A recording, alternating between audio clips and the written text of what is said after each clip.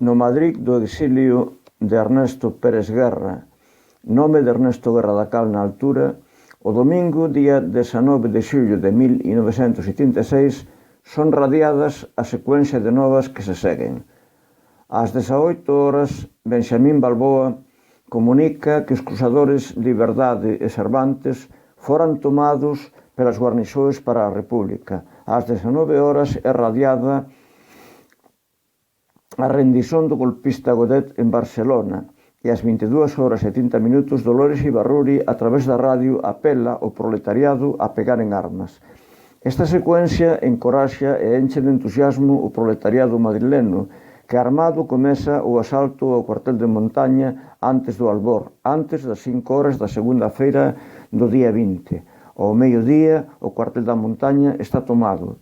Ernesto Pérez Guerra Ernesto Guerra da Cal participa sen estar armado nesta grande victoria que permitiu que Madrid, unha cidade de 1 millón de habitantes, ficase para o proletariado republicano da Fronte Popular, que de inmediato, a primeiras horas da tarde, organiza columnas que parten para Alcalá, Guadalaxara, republicanas en día 21, para Toledo, republicana en día 22, e para os portos de montaña de Guadarrama, Somoserra e Navacerrada, para trabar o avanzo dos golpistas encabezados por Mola. As milicias populares galegas son criadas en Madrid por iniciativa de Castelán. Ernesto Pérez Guerra, Ernesto Guerra da Cal, integrouse nelas após o asasinato do seu amigo Frederico García Lorca, acontecido en 16 de agosto de 1986. Diferentes autores afirman que chegaran a integrar por volta de 1.200 persoas combatentes. Facían treinamento militar sen armas, porque non tiñan. En día 30 de agosto está datado un comunicado que envían as milicias populares galegas a El Socialista, que publica en día 4 de setembro. Nese comunicado, asinado por diferentes persoas, aparece Ernesto Pérez Guerra, representando as Xuventudes Socialistas Unificadas. O comunicado enviado, datado, en 30 de agosto, diz o que se segue. Prezado compañeiro, rogámoste a publicación das seguintes liñas. Leemos con a natural indignación no número correspondente ao 30 de agosto a información que nele faz o voso redactor Cruzarido sobre a fronte asturiana e na parte correspondente ao comentario sobre a moral faxosa faz afirmacións de índole xeral francamente depresivas para a raza galega. Non creemos que sexa necesario enaltecer a parte que os galegos na actual epopeia contra o fascismo e a reacción tomaran sobre os seus ombros. Mas de todas as maneiras convén asinalar, por seu compañeiro Cruzarido o ignora, que a dirección do levantamento da escuadra contra os seus chefes faxosos quer desde Madrid pelo noso coterráneo, o heroico oficial Balboa, actual subsecretario da Mariña, quer dentro das unidades de Mariñaría, integrada na súa maior parte por paisanos nosos, foi realizada por galegos. Mesmamente, e non é unha afirmación gratuita, o 40% dos esforzados lutadores da serra que desde os primeiros momentos contiveran o avanzo faxoso sobre Madrid, galegos son, integrados nas organizacións operarias da Fronte Popular e na actualidade organizadas en Madrid están as milicias populares galegas, nas quais nos achamos integrados os que abaixo asinamos. Unidade de combate que na actualidade ten cerca de 1.000 homens que aguardan impacientes o momento de tomar as armas para lutar non apenas pela reconquista do noso país, imposibilitado para a luta pela total indefensión en que se abandonou o campesinato. Embora quase sen armas, sabemos con certeza combate nas montañas da Galiza, mas tamén pelo total esmagamento do canallismo do movimento fascista. Por iso, non acreditamos que sexa nen certeiro nen oportuno atacar as características galaicas nen contribuir a perpetuar a odiosa e dereitista lenda negra da Galiza cobarde e ignorante. Prontos estamos en todo momento a ser todo o carne de cañón que o compañeiro Cruzarido desexe, como temos ido en todos os momentos ao longo da historia da nosa emancipación social e nacional, a cual felizmente creemos acharse próxima á súa total realización. Vosos e da causa antifascista, milicias populares galegas: Luís Garrido Otero pela UGT, Ernesto Pérez Guerra polas Xuventudes Socialistas Unificadas, Xosé E. Paracha pela FUE, Antonio Agra pela CNT, Xosé Álvarez Feixóo pelo PS e Edelmiro Fernández pelo PS. Nota da redacción: compreendemos a nova susceptibilidade destes milicianos e non podemos aceitar que na cualificación do noso redactor Cruz Salido entrara a intención que estes camaradas sospeitan. A Galiza, como toda a España, rende, na medida das súas posibilidades, abnegación e sacrificios á causa do povo, e unha expresión, por desafortunada que for, non pode ser traducida como unha ofensa. Pelo menos fique esclarecido que non pode ser este xamais o sentido das nosas expresoes. Este comunicado das milicias populares galegas é a resposta que dan ao artigo en español de Cruz Salido intitulado Na fronte asturiana, os círculos concéntricos do inimigo. No conxunto do artigo pode ser comparada a información relativa ás franquistas columnas de León con a columna galega, da que resgatamos as liñas onde se condensa un fedorento racismo contra os galegos e a Galiza. Estas forzas de Luarca están formadas por soldados galegos.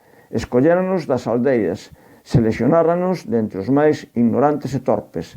Neles actúa mellor do que en ningún outro o mito pavoroso da obediencia. Moitos non saben castellano, é a máis auténtica e desgrasada carne de cañón. Conservan, porén, as características galaicas, e a cando senten un disparo sobre eles, ao escalar as montañas, deixanse rolar monte embaixo como se estivesen feridos. Quase nunca o están, mas finxen ben. O pior é que logo os chefes os obrigan a seguir pistola en man, apaleándoos brutalmente, cando non os deixan deitados para sempre en cualquier matorral. Asín intenta avanzar este dramático rebaño. As tropas galegas ten un xeneralísimo civil, e o bispo de Mondoñedo, que ven con a columna á cabeza de 30 magníficos abates galaicos. En Luarca, a matanza ordenada pelo piedoso báculo foi espantosa, e disparaban contra eles con unha dosura galega verdadeiramente enternecedora. Ernesto Guerra da Cal aparece facendo parte da representación das milicias populares galegas sob o nome de Ernesto Pérez Guerra, como representante das J.U. que entendemos son as Xuventudes Socialistas Unificadas, a nova organización resultante da unión en 26 de marzo de 1976 da Federación de Xuventudes Socialistas e da Unión de Xuventudes Comunistas, na cual ele estaría integrado desde por ventura 1982 ou antes, segundo a militancia comunista que lle atribui o fillo Enrique Uxelai da Cal. Neste comunicado, o pensamento político de Ernesto Guerra da Cal e Ernesto Pérez Guerra aparece nítido e proclamado xunto con o dos outros asinantes. 1. Dispostos a morrer no combate contra o fascismo pela emancipación social e nacional da Galiza. 2. Dispostos ao combate, mesmo a ser carne de cañón, como temos ido ao longo da nosa historia secular. 3. Enaltecen a metodoloxía insurreccional non apenas de Benxamín Balboa, mas tamén a das dotações armadas para derrotar chefes faxiosas e se facer con a escuadra para a República. 4. Destacan que o 40% dos combatentes da Serra que impedirán o avanzo faxoso sobre Madrid son galegos. 5. Combaten indignados a odiosa e dereitista lenda negra da Galiza cobarde e ignorante. 6. Salientan a luta do campesinato galego, quase sen armas nas montañas da Galiza. 7. Critican a total indefensión en que se teve o campesinato galego. 8. Renegan do ataque ás características galaicas, o ataque racista que sofren os galegos. Ese 4 de setembro, en que foi publicado o dito comunicado, as milicias populares galegas receben 500 fuxis Mauser do goberno de Largo Caballero e son enviadas a combater a fronte de Toledo na liña Maqueda-Torrixo-Xerindonte. Ernesto Pérez Guerra ou Ernesto Guerra da Cal vai con elas ao combate. Combaten contra as columnas de Barrón, Castexón e Asensio, integradas por lexionarios irregulares. tropas mercenarias treinadas por Franco para perpetrar todas as atrocidades que ornan o xenocidio, e combaten contra as secretas tropas nazis de Hitler, equipadas con o armamento máis moderno e decisivo, avións e artillería, mesmo tanques.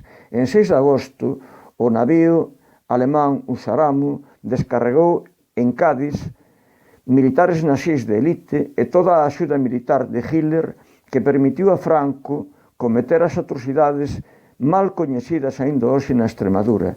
En día 21 de agosto, o navío Camerún e o Bierberg, tamén alemais, descarregan en Lisboa máis axuda militar de Hitler a Franco, que é transportada por orden directa de Salazar a Badajoz e Salamanca. En día 1 de setembro de 1936, o nazi Walter Warlimont está con Franco para dirixir as forzas nazis e reclamar da Alemanha as armas e os militares nazis que Franco necesitar. É tan dilixente e eficaz que en 5 de setembro Irún é tomado por mola con Junkers 52 e tanques lixeiros nazistas. Para alén de casas Heinkel, tamén tiñan Stukas e pilotos como o as da aviación nazi von Moreau, que xa en 3 de agosto alcanzou o corazado Xaime I con unha bomba nazi de 250 kg en Málaga, e o 28 bombardeou o Ministerio da Guerra en Madrid. Os combates en Toledo están determinados por esa forza nazi de homens e material que lles garanten o avanzo, embora a heroica e martirizada resistencia das milicias operarias e as forzas republicanas. Toman Maqueda en día 21, Torrixos en día 22 e Toledo en día 27 de setembro de 1936. Os historiadores non contan a decisiva intervención nazi nas derrotas das forzas republicanas, nen a intervención de Walter Warlimont, posteriormente condenado pelo Tribunal Militar Internacional de Nuremberg pelas atrocidades cometidas após o 1 de setembro de 1979, mas non pelas cometidas durante a súa guerra xenocida secreta contra as forzas republicanas. Florencio Delgado Gurriarán deixou escrito un relatorio en que cita o poeta e profesor Ernesto Guerra da Cal, e destacando Bebiano Fernández Osorio Tafal, frisando que as milicias populares galegas, convertidas en batallón galego, combateran nas máis sangrentas batallas, desde Santa Laia a Torrixos, desde Seseña a Morata de Tajuña, na defensa de Madrid, entre Vías e Vilaverde, en Aragón, Teruel e Brunete, na pasaxe do Ebro, na retirada final, Cataluña. Moitos mortos, moitos feridos. Na batalla do Jarama, matadouro de nazis, foi onde máis baixa esteve o batallón galego. De 1.200 milicianos que había nas milicias populares galegas en xullo de 1976, ficaran somente 263, todos con comando que foran destinados ao Estado Maior do Quinto Corpo. Non sabemos se Ernesto Guerra da Cal combateu en todas esas batallas e de que forma. Sábese que casou en Valencia con Margarida Uxelai en 31 de outubro de 1936 como capitán do Exército Popular Republicano, criado a meados dese mes.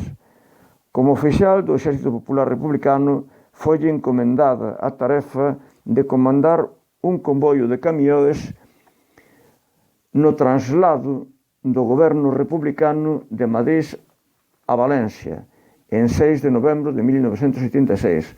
O casal Ernesto e Margarida residiran durante un tempo en Pobos da Horta Valenciana e depois en Barcelona, ao se trasladar para ali o goberno republicano.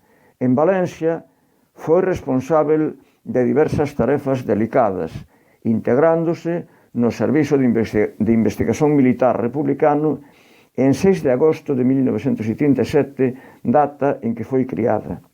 En Valencia, Ernesto Guerra da Cal esteve en estreita interacción con a misión soviética, encabezada pelo xeneral Alexander Orlov, do Comisariado do Pobo para Asuntos Internos da URSS.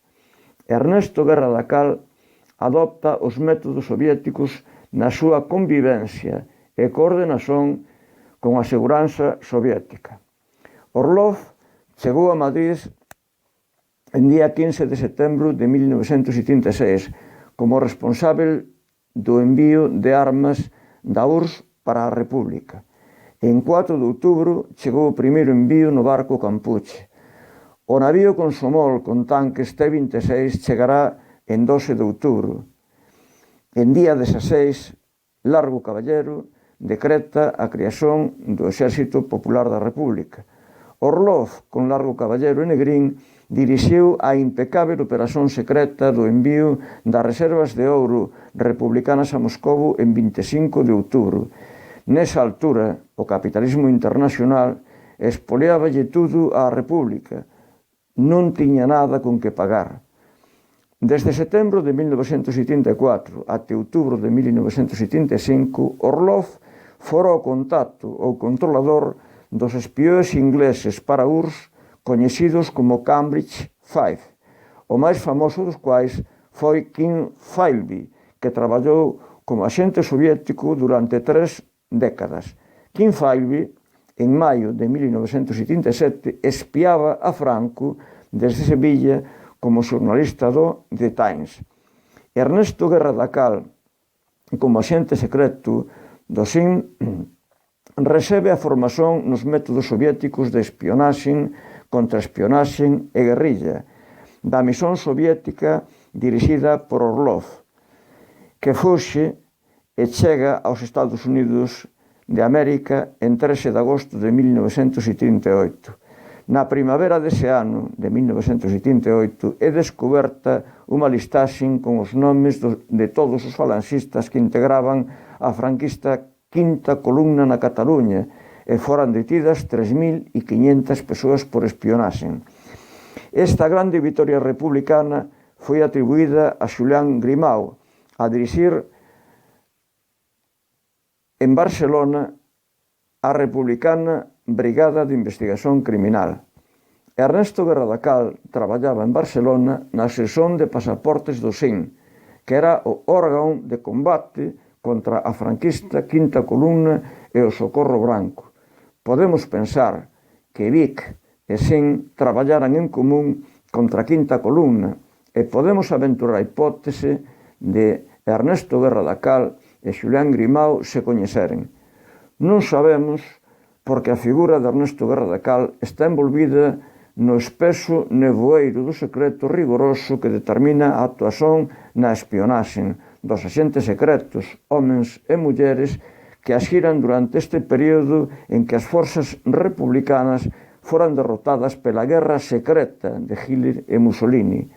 Para alén disso, os acontecimentos no interior da URSS durante os anos de 1977 e 1978 permanecen en boa parte secretos, tamén como 50 caixas con documentos relativos ao Servizo de Investigación Militar, custodiados por militares no Arquivo Militar de Ávila, nas que tal vez posa ser encontrada cualquier luz a respeito de Ernesto Pérez Guerra, axente secreto do SIN, que en 19 de decembro de 1978 cumpriría 27 anos.